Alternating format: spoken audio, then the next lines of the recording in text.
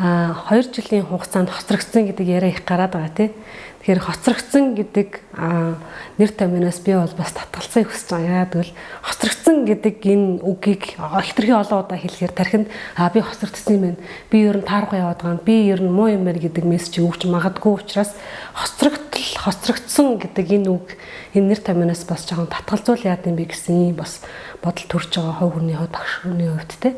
За тэгэхээр хоцрогдох гэхээс илүү өмнө мэдчихсэн сонсч ирсэн зүйлээ сэргээж санах сэргээж санссныхаа үндсэн дээр улам сайжруулах тий батадгах гэдэг энэ үүднээс нь ойлгол эцэг эхчүүдэд ч тэр хүүхдүүдэд ч гэсэн адилхантай ирэх янз бүрийн тийм дарам тариа багтаах гэж байна сэтгэл зүйн хувьд тий. За тэгэхээр одоо өнөөдөр чинь 8 сарын 20 шүү дээ. Хичээл эхлэхэд ер нь 10 гаруй хоногийн хугацаа үлдсэн. За тэгэхээр энэ хугацаанд бид нар эцэг эхчүүд томчуудын зүгээс юу хийвэл зүгээр юм бэ гэхээр за танай хүүхд жишээлбэл 5 дугаар анги байлаа гэж бодъё те. Тэгэхээр одоо энэ жил 6 дугаар ангид орох гэж байгаа, дунд ангид орох гэж байгаа байлаа гэж ботход 5 дугаар ангид ямар одоо те хичээл хэдий хичээл үзсэн бэ? Юу үзсэн бэ? Математик дээрний үзсэн бэлээ, монгол дээрний үзсэн бэлээ ч гэдэг юм уу. Ерөнхий тухайн хүүхдийнхаа те одоо хичээлийн өмнө орсон хичээлийг эргэж сэргээн сануулгах те дэвтэр номыг н одоо өнөөдрөөс эхэлж те өмнө нь тавих баг багаар ярилцах ч гэдэг юм уу өмнө орсон чи ийм зүйл үзчихсэн байх шүү гэдэг зүйлийг нь буцаагаад баг багаар тархинд нь мессеж сануулах хэрэгтэй.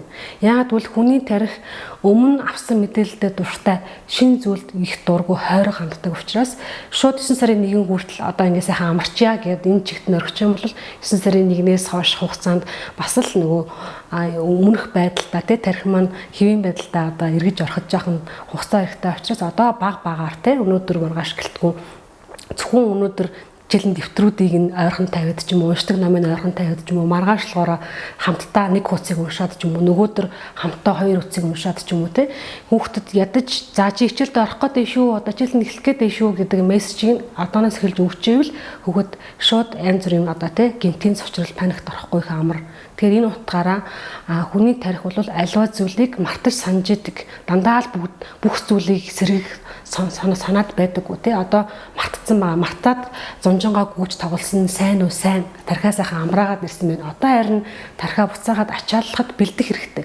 Шууд л те зүйл бал хийдэлхжээл цааш нэр эхэлжгүй амдаж одоо ЕБС-ийн багш нар маань одоо юу гэдэг нь эхний 27 хоног ч юм уу сургууль болгон ялгаад байгаа хэл та тодорхой хугацаанд хүүхдүүдийн өмнөх үзсэн хичээлийг нь бавтгаад явдаг.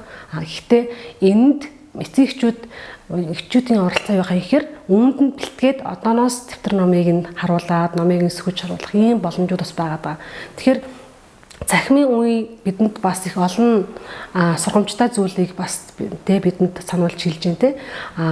Бидэнд сайн тал бас өгсөн. Мэдээж онцгой муухай өвч байгаа. Нөгөө талаараа бас бидэнд олон зүйлийг сэрэмжлэл, олон зүйл дээр гаргалгааг бидэнд одоо бодох шийдлийг бас бидэнд санал болгож байгаа. Тэгэхээр энэ цахимын үед бол манай боловсролын яамнаас за боловсролын зөвлөгөө мэдээллийн төвөөс гэдэг маш олон газар хамтраад энэ контентуудыг маш сайн бэлдсэн байгаа даа шүү дээ. Тэгэхээр эцэг эхчүүдэд энэ бол маш том гоё юм боломж.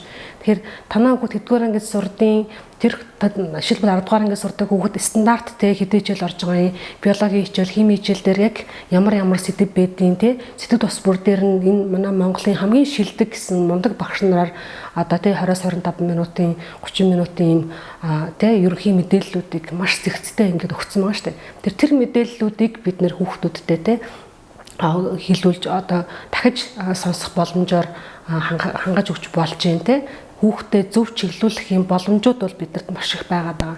Тэгэхээр энэ боломжийг ашиглах те энэ боломжийг ашигласнараа зөвхөн одоо хүүхд өөрөө сурах биш эцэг эхчүүд бид нэр өөрсдөө аав ээжүүд те эмээ өвгөнөр өөрсдөө тухайн хүүхдийнхээ тэр ямар хичээл ордог тэр хичээл дээр юу заадаг юу ордог талаар маш сайн мэдээлэлтэй болчих юм бол харилцан ярилцахад нэг цэг дээр те ойлголцох их амар болчихно. Тэрнээс зүгээр л хичээлээ хий, сэргээж сан, намаа унш гэд ингээд нэг зүгээр л тэгш биш гэдэг шиг л ерөнхий ойлголттой ерөнхий зааварчилгааг өгөх юм бол ерөнхий зааварчилгааны үр дүнд ерөнхий үр дүнд гарна. Ерөнхий эмчилж ерөнхий гэдэг. Тэгэхээр бүр илүү наривчлсан үр дүн гаргахын тулд танаа ингээд яг ийм хичээл орсон юм байна. Тэрэн дээр чинь бүр яг тэр нэг хичээлийн цагдаар ийм хичээл орсон юм биш үү гэ тэр талаар нь ярилцдаг ч юм уу. Нэлээд тийм нарийн те хүүхдэд анхаарал тавьсан хүүхдийнхээ тэр ямар ачаал ордог талаар нь мэдээлэл сайтай байж ич эцэг эхчүүд хүүхдийн хооронд тэгээ насан туршидтэй хооронд гоё юм эерэг гоё харилцаа үүсэх боломжтой. Муу хүүхд гэж байхгүй гэдэг байгаа шүү дээ. Муу гэж байхгүй. Тэгэхээр бид нар эцэг эхчүүд өөрсдөө хүүхдтэйгээ яаж харилцаж хүүхдээ зөв чиглүүлэх ёстой байдаг вэ? Ер нь эцэг эхчүүд маань юун дээр алдаад байна вэ? Тэгээ яг таны хэлж байгаатай яг санал нэг тийм муу хүүхдүүд юусэн байхгүй. Хэрвээ хүүхэд жоохон муу гэж нэрлэгдэж байгаа бол тэр цэвэр томчуудын буруу. Тэгээ би дахиад л нэрээ.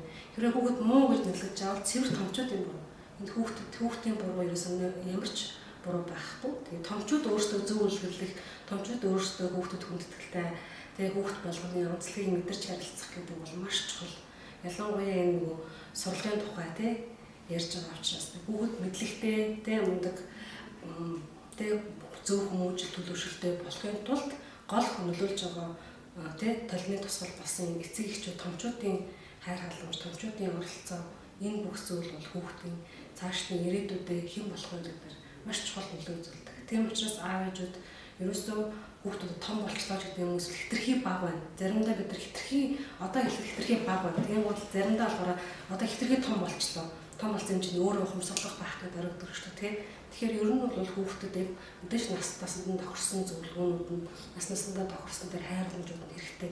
Тэгэхээр саяхан би нэг юм мундаг буддын шишний мундаг хүмүүсээс яриа сонсчихсан. Тэрнээр хүүхдүүдийн донд тий хорт авдар үүсэж байгаа шалтгаан туслан юусэн гэхээр ялангуяа Европт хүүхдийн хорт авдрын тий одоо тусч байгаа хүүхдүүд их байгаа. Юунаас болсон гэхээр аав ээжтэйгээ унтдаггүй хүүхдүүд хорт авдар болон босод тэр айхтар өвчний тусах магадлал нь өндөр. Аав ээж нь өвтөрч унтдаг хүүхдүүд яг тэр нөгөө хүрэлцэх тэр одоо тийм үйл ажиллагаагаар дамжуулж яг нэг хүүхд өөртөө ихтэй тий янз бүрийн өвчин, муухай өвчин өртөхгүй байх магадлал өндөр. Тэр эндээс бид нар юу болж байгаа гэхээр заавал тустай байгаад байх биш тий хүүхдэд одоо боломжтой бол заримдаа тэрч үнсдэг ч юм уу, магтдаг ч юм уу энэ бүх үйлдэлүүдийг боломжоор бид нар хийж явах шаардлагатай гэдэг эндээс бид нар харж болно тий. Бид нар заримдаа гэдэг чинь хүүхд маань том болоод ингээд гараас гараа яатсан чинь бүр надтай харьцаа боллоо тий. Харьцаа боллоо биш эсрээрээ та тэр хүүхдтэйгээ харьцахын бол та өөрөө юу хийсэн бэ? Тэр хүүхдтэйгээ ямархуу байдлаар яаж харилцсан бэ? Хамгийн сүүлд ямар асуултыг асуусан бэ? Тэрэнд та юу гэж хариулсан бэ? Хэрвээ хүүхд чинь тааруухан дүн аваад ороод ирсэн бол би ч гэсэн адилхан математик хичээл дээр 10 дугаар ангидаа бас энэ хэсгийг ойлгодгүй байсан гэдээ та ярьцч үзчихсэн юм. Яагаад бол бид нар бүгдээр л төгсдөг байх шүү дээ. Би ч гэсэн зарим нэг хичээл тааруух дүн авч ирсэн. Би яздаг чам шиг гейм байдалд орж үзчихсэн гэдэг энгийн байдлаар хүүхдтэй ярилцаад тогтоох бол маш чухал тийм. Тэгээ би энэ дээр хамгийн ойрын юм жишээ бас энд жишээ болгож дуртай гэж үзэж байна л да. Тэр зөндөө олон хүүхдүүд зөвлөгөө авдаг. Тэгээд хөвчлэн 8-9 дугаар ангид орцсон байна ээж нэг аав нар ч юм уу те. Гів гинтл одоо манай хүүхд ямар мөржсэн үгүй. Нөгөө хүүхд маань юм байна гэл те. Тэгэхээр яг энэ зуны тухайд ямар одоо надад тэ жишээ байна вэ гэхээр хүүхд нь 9 дугаар анги мөртлөө бүх хичээл дээр уг нь бол аюу сайн дүүтэй те. Гівчийг байдал дээр ингээд оршлоод үцгэр нөгөө хүүхд нь 3 дугаар ангийн тэ тоо бодож чаддгүй байх шиг юм те. Монгол хэлний хичээлийн 3 өгүүлбэр бичгэд 3 өгүүлбэрээ бүгдээрнгийн алдаатай бичих шиг. Өгүүлбэрээ ингээд тэ задлан шинжлэх гэхээр ерөөсөө мэдэхгүй. Ерөөсөө өгүүлбэрийн гол агуулгыг огт ойлгохгүй. Тэгсэн хэрнээ ихэнх хичээл нь онцлогтой. Тэгээд нөгөө хүүхдийн ээж танаа хүүхдтэй 3 дугаар ангийн холбож чадахгүй нууцлаараа би одоо үннийг хэлье. Танаас одоо би нууж хаах юм байхгүй гэд ингэсэн. Тэгээд ээж нэг би энэ хүүхдийг үнэхээр хайцсан байна. Ягаад бол би амьдралынхаа төлөө ингээд те маш их ингээд цаг зав бүх зүйлд амьдралаа босгох гээд те ингээд зүтгэсэн учраас энэ хүүхдийг би үнэхээр орхисон гэдгээ сайн мэдэж байна. Тэгээд тэр хүүхдтэй ингээд ажиллаад явахад одоо нөгөө хүүхд нь сүүлийн 2-7 хоногийн турш те намайг ерөөс зүгөрлөхгүй юм л та яаж юм гэвэл сурах аргын заагаад өгсөн тэр хүүхдтэй би 2-7 хоногийн турш өдөр шөнөгүй хамт байгаад чи бие ингэж авч яв тэтэн цагт дунд тэтэн цагт бос тэг юу хүмүүссэн бол юугаа ингэж суу тэг хүнтэй харилцахдаа ингэж ярил тааваа ингэж бич би хуулан бичлэг бүртэл хийлгэж ирсэн ихний 7 хоног чиний бичиг хитрхи муухай ийм муухай харьцаатай байж болохгүй бичиг гэхдээ юм харьцаатай байх хэрэгтэй гэдэг юм тэг. Тэгээд хуулан бичлэг хийлгэх явц 7 хоногийн дараа нөгөө хүүхдийг бичгийн хэв бол өдөр шөнөшөг өөрөөлөд 1 минутанд бичдэг тоогоо хоёулаа тэг 1 минутанд хэдэн үг бичиж гэнэ гэдгийг бүр өөрөөр нь тоог нь гаргуулад Тэгээд 1 минутанд бичдэг тоон хүртэл ингээд нэмэгдсэн тий. Сүүл рүүгээ хоолн бичлэг бол маш хурдтай бичдэг болсон. Энэ юу хэлэх гээд юм гэвэл тэр хүүхэд хичээлээ хийхдээ өмнө 4 цаг ноцтолж суугаад арай ээж дуудсан бол одоо цаг 20 минутын дотор бүх хичээлийн талбар хийдэг болсон. Яагаад гэвэл тэр хичээлийг тэр хүүхэд тэмдэглэхдээ маш балаа буруу барьдаг, буруу суудаг, тэ хамаг юмаа орхигдуулдаг. Тэрнээсээ болоод бэлтгэл ажил нь маш хангалттай байгааслаад 3-4 цагийг дэмий өртгөөсөн бол одоо цаг 20 минутын дотор эхлээд бүх юмаа бэлтэж ирээд хаанаас мөр мэдээлэл авах уу, яаж хийх вэ гэдэг аргаа олцсон учраас тэр хүүхд одоо ямар ч төртгөн байхгүй. Эхэндээ маш ууртай байсан. Одоо бол өдөр болгон надруу би тэдэн цаг математик хэлээ, эдэн цаг англи хэлээ та шалгаад өгөөрэй гэдэг намайг зүгээр болох байгаа байхгүй. Тэгэхээр хүн болгонд сурах арга байдаг. Зарим хүүхэд сур бичиж сурдаг бол зарим хүүхэд уншиж сурдаг тий. Бид нар ч гэсэн адилхан шүү дээ. Бидний сурах арга барил бүгдээр ялгаатай. Тэгэхээр аргын заагаад өгч юм бол бид нар жаахан анхаарал хандуулаад аргын ингийн ийм арга байдаг шүү гэдэг аргын заагаад өгч юм бол хүүхэд болгон сурах боломжтой.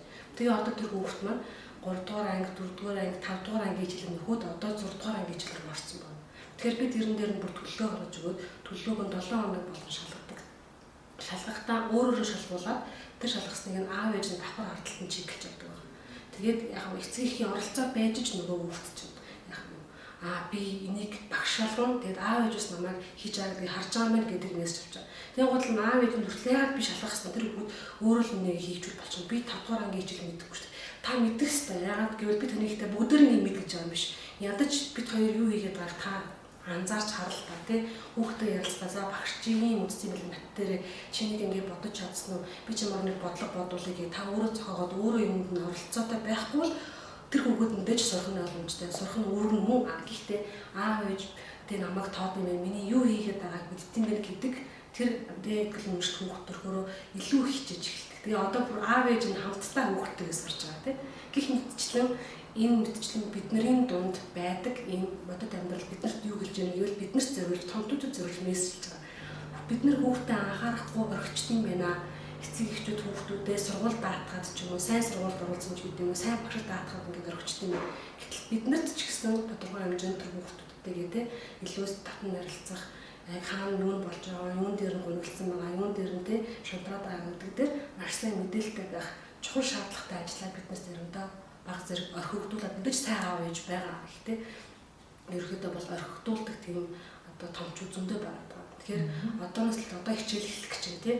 Эртнээс биднэрт ийм олон мэдээлэл дата угаасаа байж байгаа юм чи байдаггүй байсан бол хэцүү те. Одоо тэгтэл нэг контент гэл ийм сайхан мэдээлэл хаасаа үлгэн те. Том сургуулиуд аав ээж зүйлсэн зөндөө гой зөвлөмжүүдийг маш олон гой татамжтайгаар гаргаад байна. Тэгэхээр энэ олон те чухал мэдээллүүдийг зөв цагт нь ингээд зөв хугацаанд цаг цугт нь аваад буцаад тэрнийг амьдрал дээр өөрөө хэрэгжүүлдэг байх нь чухал.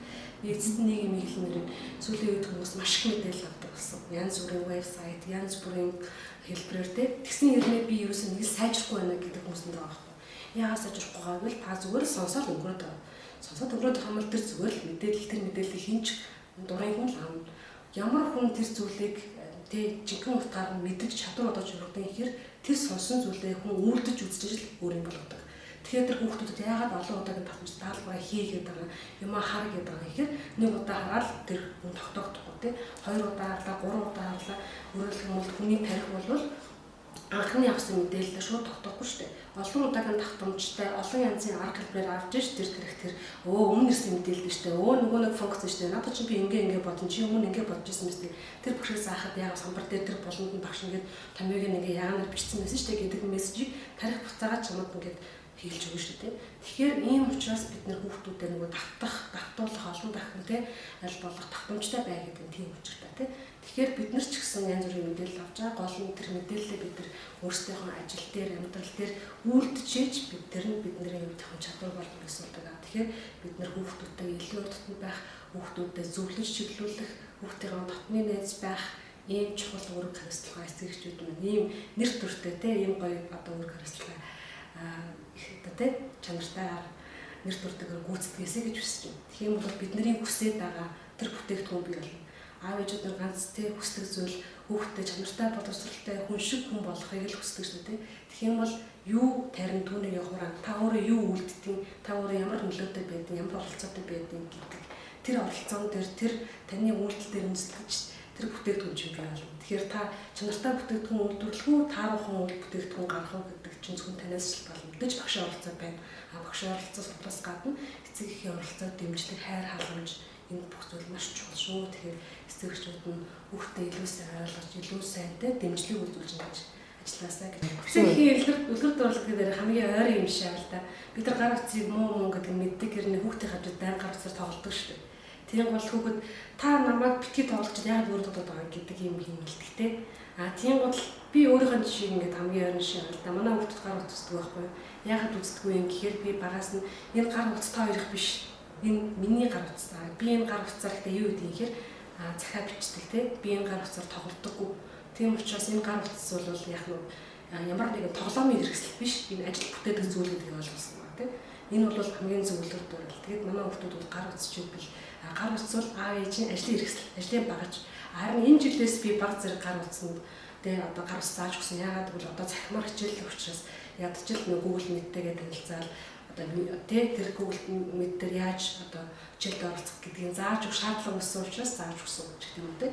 Тэгэхээр эцэг эхчүүдийн хийж байгаа үйлдэл аягүй чухал. Томчуудын хийж байгаа үйлдэл. Томчууд өөрсдөө ном уншдаггүй гэж хүүхдээ ном унших гэдэг юм бол хүүхэд та өөр ном уншдаггүй би яагаад заавал унших гэсэн. Одоо нэг удаа аягүй айхтар шүү дээ. Яагаад гэдэг асуултанд би тэрөөсөө унахгүй хариулж байгаа байхгүй.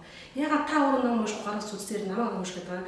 Тэгвэл ном унших ач бүдлийн үе гингууд л жишээлбэл одоо маш гоё тий шинжлэх ухааны үндэслэл тайлбарлаж чадхгүйс байх хэрэгтэй. Жишээлбэл Эрдэнэтэд маш их судалгаа хийсэн шүү дээ. Ном уншдаг хүүхэд гар утаснаас мэдээлэл авдаг хоёр хүүхдийг томографаар тий тархины зэрэг авч үзэхэд ном уншдаг хүүхдийн тархины мэдрэлээсүүд нь маш ингэж бат бөх сайн ингэж холбогдсон байхад гар утас тий одоо электрон девайс хэрэглэдэг хүүхдийн тархины мэдрэлээс нь яг хоорондоо холбогдсон байгуулж дундаа маш их тасралттай байх шиг тий. Тэгвэл хүүхдүүдэд тэрийг үзүүлдэг байхгүй. За миний хүүхд яагаад үзэж болохгүй вэ гэвэл би ингээд тайлбарлаад өгнө гэж байгаа. Энэ хоёр зураг байна. Тэгээ энэ хоёр зургийг хоёр хардаа хүний тархинд дээр ийм олон 100 тэрбум орчим мэдрэлийн эс гэдэг ийм эсүүд байдаг. Энэ эсүүд аль хэр хоорондоо бат бэх тэгээ холбогдсон байна. Хоорондын зай нэг сайн байна. Энэ чамайг чиний тархийг сайн ажилтгийг илэрхийлж байгаа. Эсвэргээрээ энэ тархины эсүүд нь хоорондоо холбогдож чадахгүй дундаа холбогдсон ч гэсэн тасралтай байгаад байгаа юм бол чи багшийн хайсныг ойлгохгүй, аав ээжийн хэлж байгаа зүйлийг ойлгохгүй ингээд яг нэг хүлээж авч чадахгүй тэгээд чи хичээлдээ дургу болоод ийм олон зүйл болдог байхгүй юу гэж хэлэнгууд л хүүхэд тэгвэл би гар утсыг ер нь хүнийг үзээд байх хэрэггүй юм байна шүү дээ. Тэгвэл би номоо уншиж, тэгвэл би зураг зуръя. Тэгвэл би зүгээр дүүтэйгээ айл гэдэж тоглож гэх юм уу те. Ийм зүйл өөрөлдмөл хүүхдэд сонголт хийх боломжтой болгож байгаа байхгүй. Энэ дээр би бүр бас нэг миний хэлэх дуртай зүйл сонголтын боловсрол гэдэг маш чухал. Би хоёр юмнаас алийг сонгож унших юм. Тэгээ хоёр идэх юмас алийг сонгох юм. Цайг нь уух юм уу, усан уух юм уу, эсвэл зүгээр таргийг уух юм. Өглөө босоод эсвэл би орой унтахаас өмнө хувцас ялгаж тавиад алийг өмсөх юм. Амьдрал дээр ч гэсэн том болоод би ямар мөрөжл сонгох юм.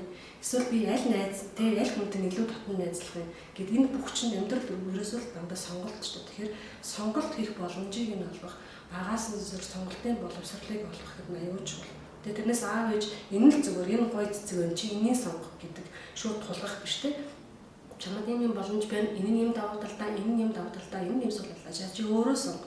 Гингууд магадгүй тааргуу сонгол гэж бодно шүү дээ. Тааргуу сонголтоо чимэл дараагийн удаа за тэр нь дэмий юм бэлээ гингуутлаа бүгд өөрөө энийг сонгоё. Түрүү чи удааны сонгосон жишээл дэмий юм болсон гэх. Энэ мэдчлэн яг нь энэ сонголт хийх явцдаа бүгд даалгавраа хийхдээ, хичээлээ хийхдээ хүртэл за би хичээлээ цагт нь хийхгүй бол амжтгүй байлаа гэдэг энэ зүйл бас л сонголтын төсөлтэй холбоотой тий. Тэгэхээр чи үнэхээр гой сайхан амьдрыг гэж бодож ивэл те энэ зүйл сонголт бол маш чухал. Тэгээд чи өөрийнхөө төлөө өөрөө цагаа зуулах хэрэгтэй. Хэдэж томчууд бид нар чиглүүлнэ.